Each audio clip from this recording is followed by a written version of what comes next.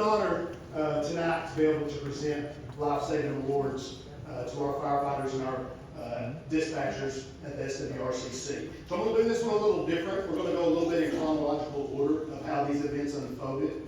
That way everybody can kind of see how it happened and see our process of how it works when we go through something like this. So we're going to start off, my assistant chief's going to be here, and then I'm going to call down Jeff Ward. Jeff Ward is the son of the patient that was saved this evening. He's also going to hand out these awards to all the members.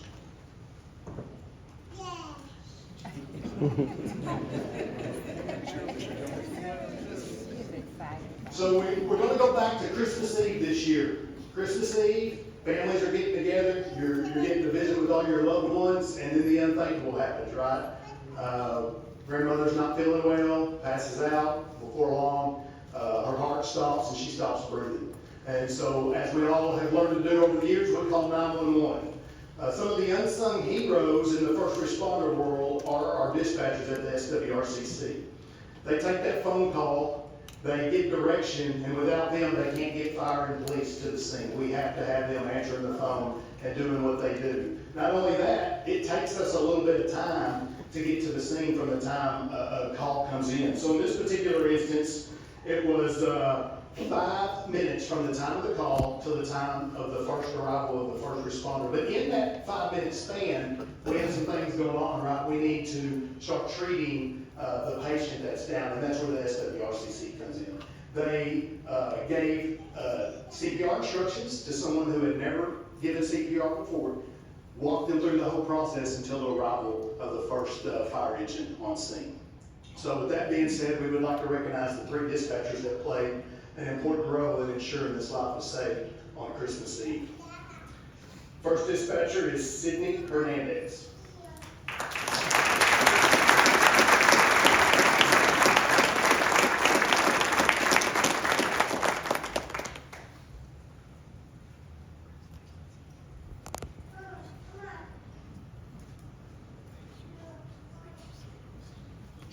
McLean.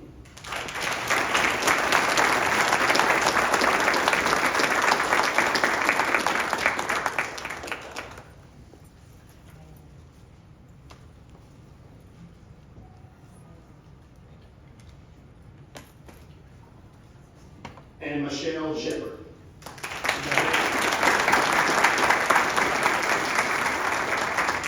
Michelle couldn't be here tonight. Now, I have one more award recipient that couldn't be here tonight, but I do believe it's worth mentioning, and that's going to be the patient's grandson, Mr. Grant Ward. So Grant Ward was the young gentleman that listened to the dispatcher give the CPR instructions and actually performed CPR on his own grandmother until the fire engine arrived. And I can't explain how important early CPR is in saving a life until we can get there and start giving more medical interventions. So without the actions of Grant and the dispatchers explaining how to do that, I don't believe we would be sitting here today. So Grant will be receiving an award. His uncle is going to accept it on his behalf and take this back to him.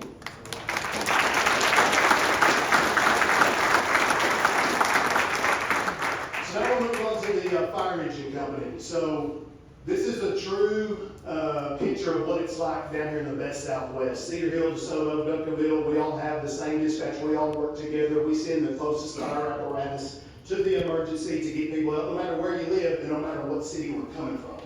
On Christmas Eve, at this time, all 3 of the DeSoto ambulances were out on other emergency calls, so we didn't have an ambulance to send. So we are all cross-trained. We're all firefighters and paramedics, so we spend time riding the fire trucks as well as the ambulances for this very reason right here.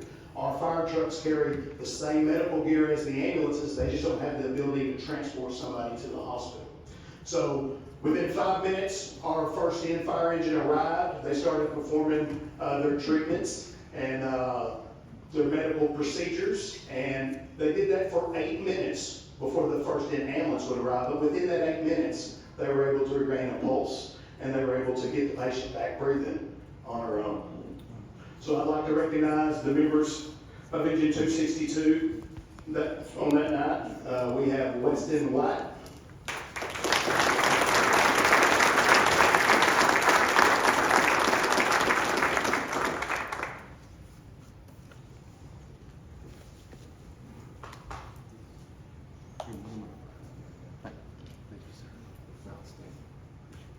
Alvin Skelton.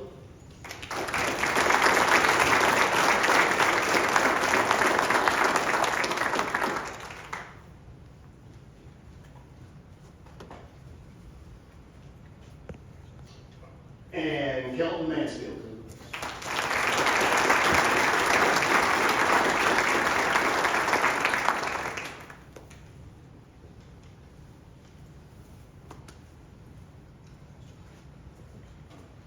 So as I told you, the engine, they can't transport the patient, right? They did all the treatment, they got everything ready, and now we need the ambulance to come in and transport. So we had to wait a little longer for the ambulance because the ambulance was coming from Cedar Hill. They were the next closest ambulance to this call. Took them 8 minutes to get there. They were on scene for only 8 minutes, which is phenomenal, which means the fire engine crew had the patient ready. They got there, they swooped it up, and now it's their job to keep the heart going and keep the breathing going until they can get to the hospital and give this patient the best chance to find out what's wrong so the doctors can fix it and they can walk on and carry on with their life.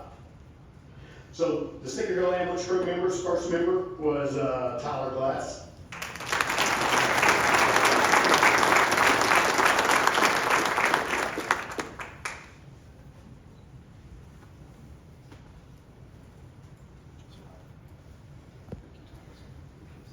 And I'm gonna get in trouble for this one, but I'm gonna take a little privilege here. This next one's near and dear to my heart. I love all these firemen, but in a small department, you don't get the opportunity to work with your family members. Bigger departments you do, but not smaller departments. So my son was hired in Cedar Hill Fire Department a couple of years back, and he happened to be one of the paramedics on this call. So you talk about a proud father. The other member of Cedar Hill's medic crew, Hunter Sutton.